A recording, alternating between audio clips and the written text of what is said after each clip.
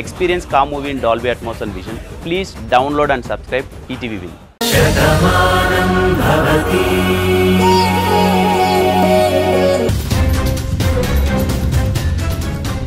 యాదమ్మా యాదమ్మా యాదమ్మా బయటికి రా యాదమ్మా యాదమ్మా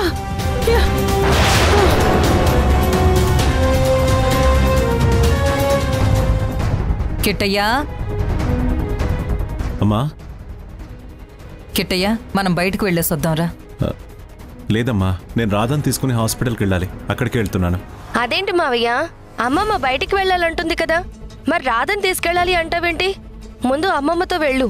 చూడు సత్య, నువ్వు చిన్నపిల్లవి, నీకు ఈ విషయాలేమీ తెలీదు, సైలెంట్గా ఉండు. అది చిన్నపిల్లేరా, కానీ నేను చిన్నపిల్లని కాదు కదా, అందుకే రమ్మంటున్నాను. ఏంటమ్మా ఈ మొండి పట్టుదల? రాధని టెస్ట్కి తీసుకెళ్ళాలి.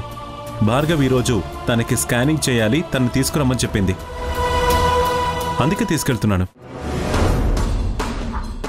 తనేం ఒట్టి మనిషి కాదు కదా ఒంటరిగా పంపించడానికి.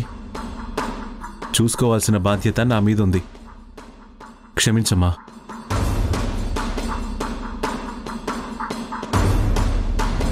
చూసావా అమ్మమ్మ, మావ ఎంత మారిపోయాడో.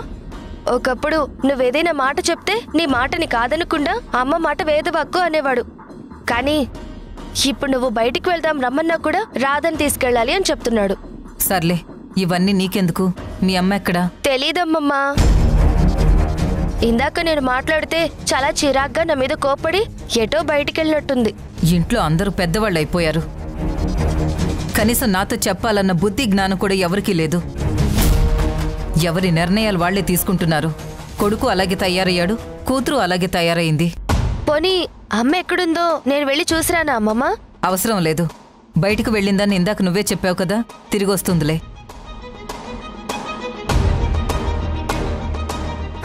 అంతా ఈ రాధ వల్లే. మావయ్య ఎప్పుడు చూసినా రాధా రాధా అంటూ రాధ చుట్టూ తిరుగుతున్నాడు. కనీసం అమ్మ కూడా పట్టించుకోకుండా ఎక్కడికి వెళ్ళింది? ఇంతకీ ఎక్కడికి వెళ్ళినట్టు? అమ్మ ఇంట్లో ఉండాలి కదా.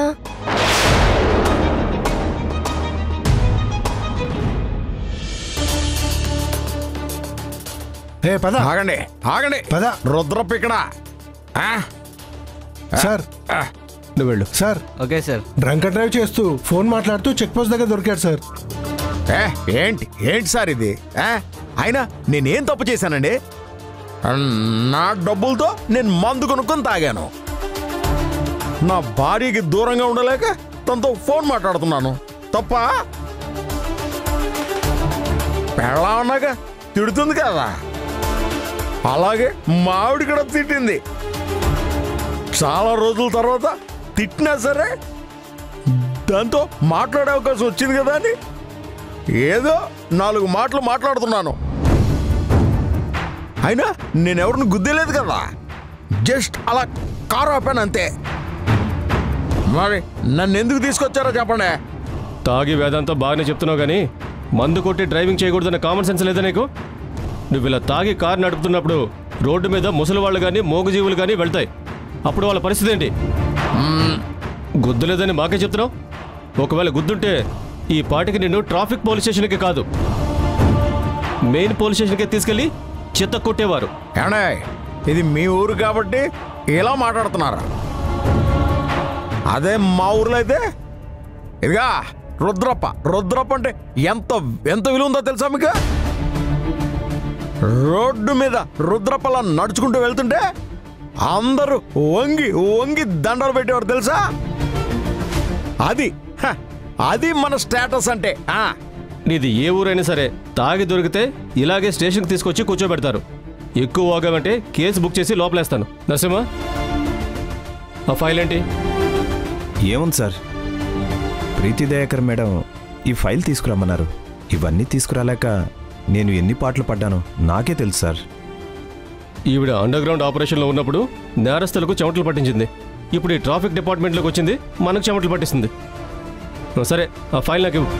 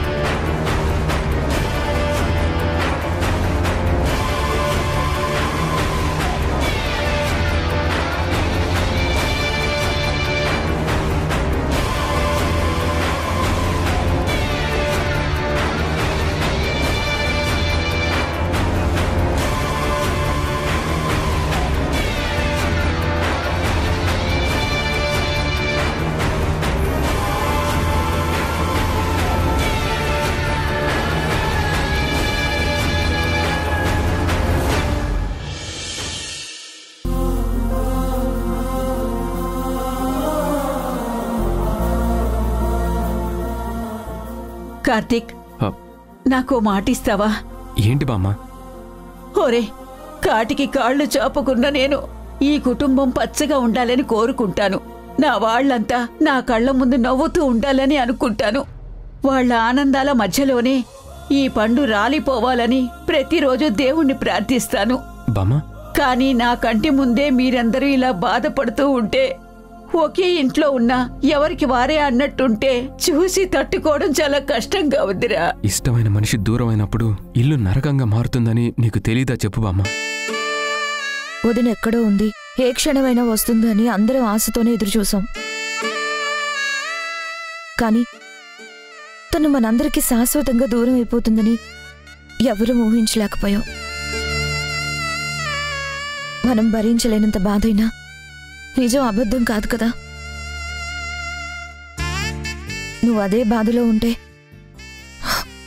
అమ్మ ఎంత బాధపడుతుందో ఆలోచించావా? నీ గురించి ఆలోచిస్తూ ఊరిమిళ ఏకదాటిగా ఏడుస్తోందిరా. దాని బాధను చూడలేకపోతున్నాను, దాన్ని ఓదార్చలేకపోతున్నాను. నా మాట విను నాన్న. మన నుంచి దూరమై దేవుళ్ళలో కలిసిపోయిన బాను ఎప్పటికీ నీ మనసులో ఒక దేవతగానే మిగిలిపోతుంది. అంత మాత్రాన నువ్వు ఒంటరిగా ఉండిపోకూడదురా. నీ జీవితం కూడా బావుండాలి. అందుకే మీ అమ్మ మాట కాదనకు, పెళ్లి ఒప్పుకోరా. వద్దు బామ్మ, కార్తీక్ ని ఇబ్బంది పెట్టద్దు.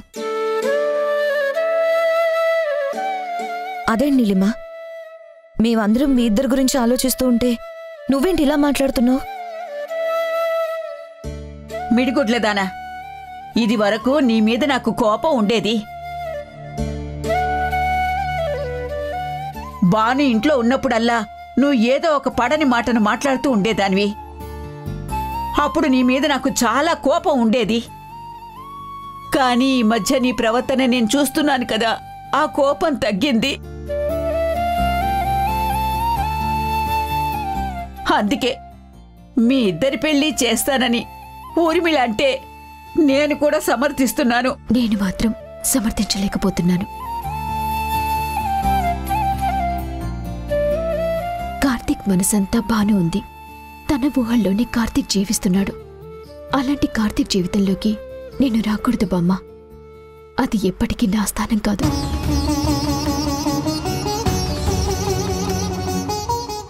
ఒకప్పుడు నేను కార్తీక్ని ఆశపడ్డ మాట నిజమే. కానీ అది ఎంత పెద్ద తప్పో తెలుసుకున్నాను. అందుకే ఇప్పుడు వద్దు అంటున్నాను. దయచేసి కార్తీక్ని ఇబ్బంది పెట్టి ఒప్పించే ప్రయత్నం మాత్రం చేయకండి. ఎందుకు చెప్తున్నానో అర్థం చేసుకోండి.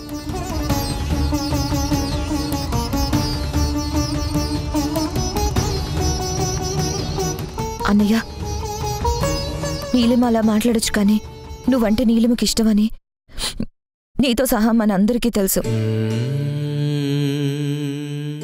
ఇప్పుడు మారి నీ జీవితంలోకి వస్తే నీ భవిష్యత్తు కూడా బాగుంటుందని మేమందరం అనుకుంటున్నాము. దయచేసి ఈ విషయం ఆలోచించండి. కార్తీక్, ఈ ఇంట్లో సంతోషాన్ని చూసి ఎన్నో రోజులైపోయిందిరా.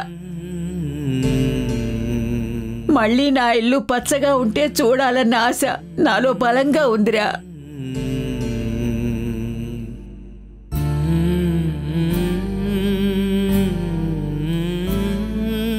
నేను కన్ను మూసేలోగానైనా మీరందరూ నవ్వుతూ ఉండడం చూడాలని నా చివరి కోరిక అనుకో. దయచేసి మీ అమ్మ మాట కాదనుకురా. ఈ పెళ్లికి ఒప్పుకోనన్నా.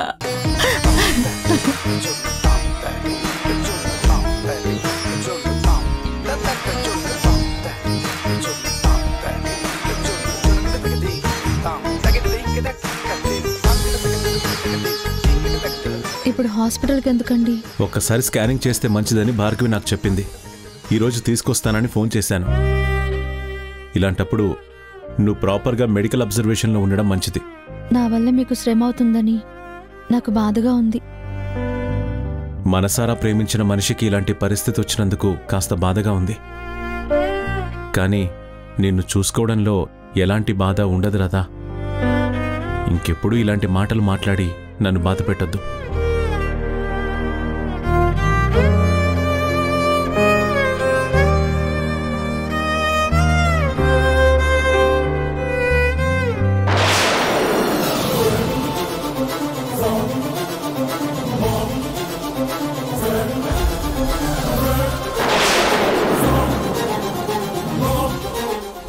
ఏమైంది మురారి?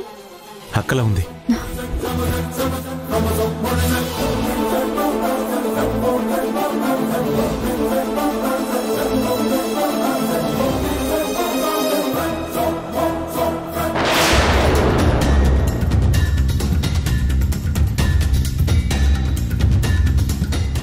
అక్క అక్క ఏమైంది అక్క?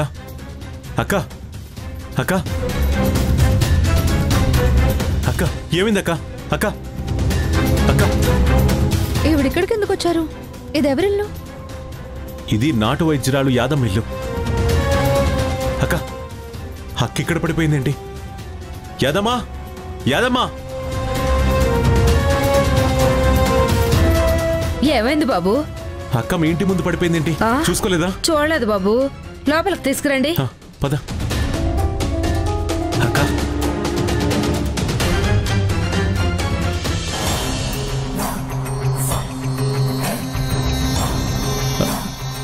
యాదమ్మా ఏమైందో చూడు.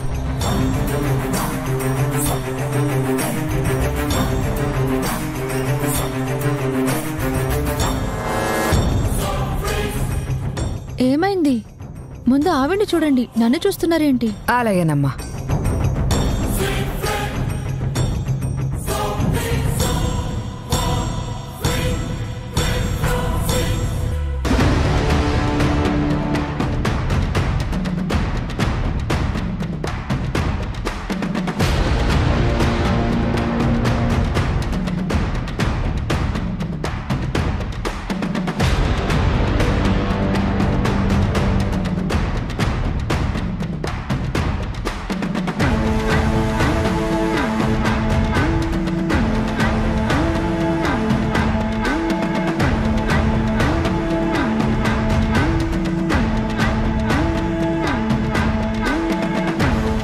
కాళ్ళు చేతులు చల్లబడిపోయాయి.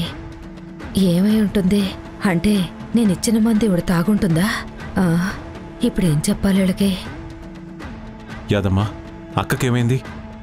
బాబుగారు నేను చూసుకుంటాను, ఆవిడకేం కాదు. 5 నిమిషాల్లో కళ్ళు తెరిపిస్తాను. ఏమనుకోకుండా కొంచెం బయట ఉంటారా? సరే రాదా పద.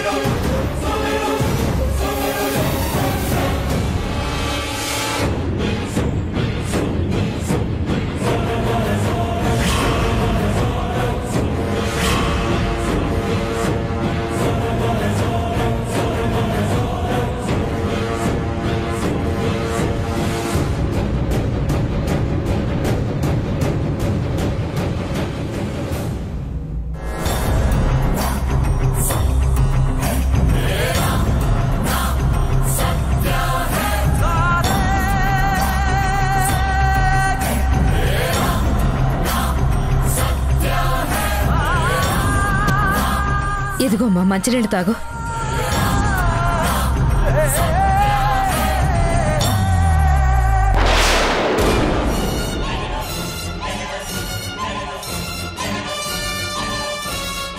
యాదమ్మా నేను బతికానా?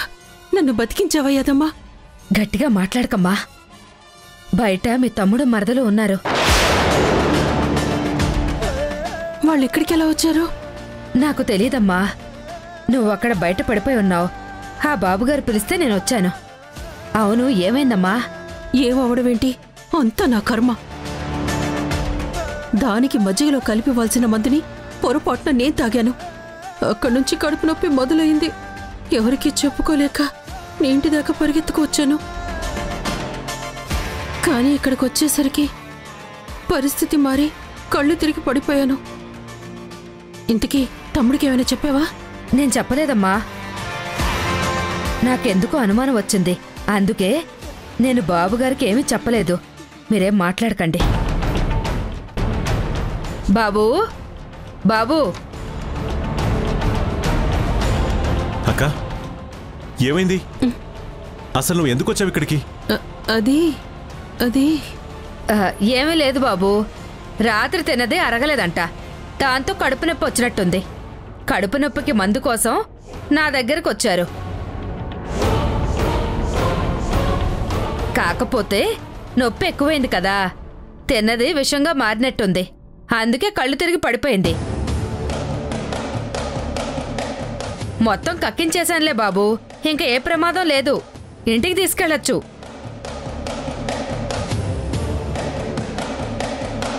రాక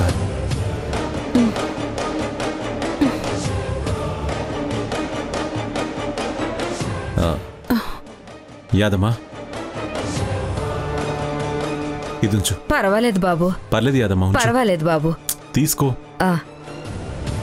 పదక్క.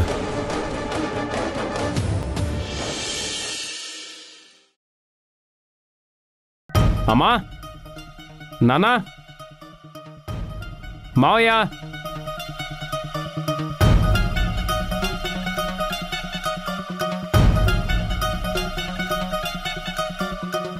ఏంటి కార్తీక్, ఏమైంది? అమ్మా, ఈ ప్రపంచంలో అమ్మని మించిన ప్రేమ ఎక్కడా కనిపించదు.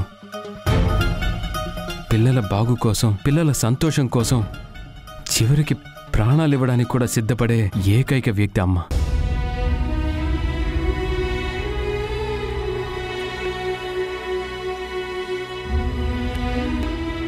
అలాంటి అమ్మని ఎవరూ బాధ పెట్టకూడదు. తల్లి బాధ ఏ పిల్లలకి మంచిది కాదు. ఒరే, మీ అమ్మ అంటే నీకెంతిష్టమో మా అందరికీ తెలుసురా. ఊర్మిళని బాధ పెట్టే పని నువ్వెప్పటికీ చెయ్యవని ఈ ఇంట్లో అందరికీ తెలుసు. నీ బాధ చూడలేక నేను బాధపడుతున్నాను, కానీ నీ వల్ల నేనెప్పుడూ బాధపడలేదు కార్తీక్.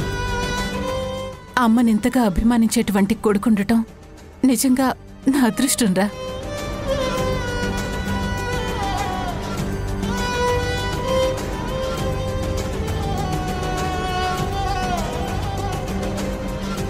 మావయ్య, మీ జీవితం అంతా త్యాగంతోనే ముడిపడింది.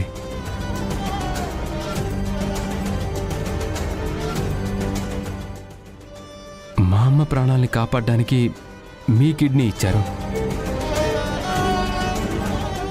ఈ ఇంటిని నిలబెట్టడానికి మీ కూతురునిచ్చారు. మా ఇంటి నుంచి ఎన్ని అవమానాలు ఎదురైనా వాటన్నిటినీ మీరు భరించారు.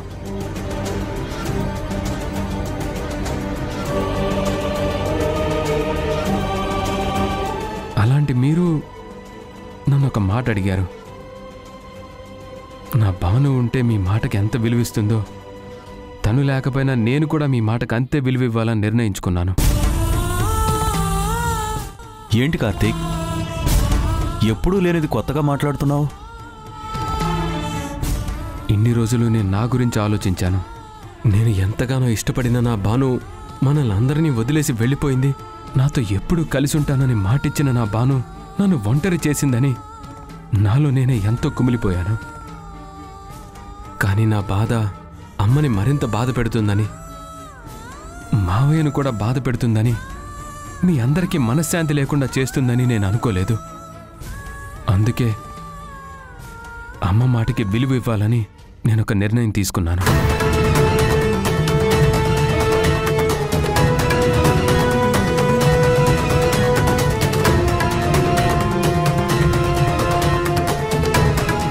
కార్తీక్, నువ్వు దేని గురించి మాట్లాడుతున్నావు?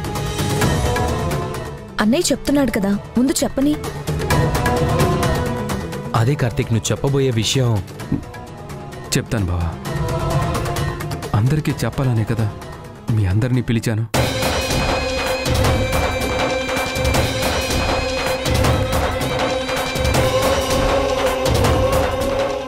మావయ్య, నన్ను మీ అమ్మ ఎంత అభిమానిస్తుందో మీరు కూడా అంతే అభిమానించారు. అందుకే ముందుగా ఈ విషయం మీతోనే చెప్పాలని నిర్ణయించుకున్నాను. నేను నీలిమని పెళ్లి చేసుకోవడానికి ఒప్పుకుంటున్నాను.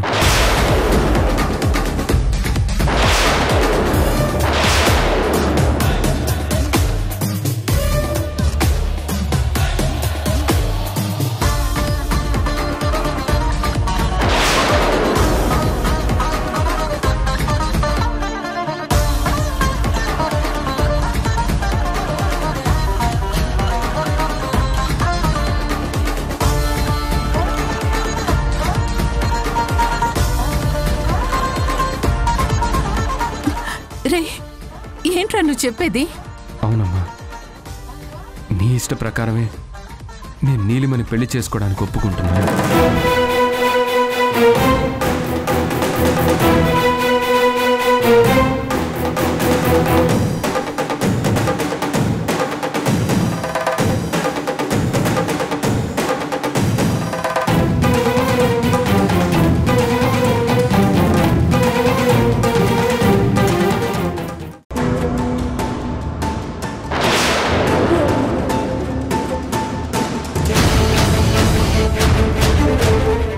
ఏంటి ఆ ఫోటోని అలా చూస్తున్నావు? ఈ ఫోటో ఇక్కడుందేంటి? ఏంటి నువ్వనేది? భానుని గుర్తుపట్టాడా? వాళ్ళ ఊర్లో ఉందని చెప్పాడా? అవును మేడం. భాను బతికే ఉంది. నీ అనుమానమే నిజమైంది. భాను దొరికేసింది.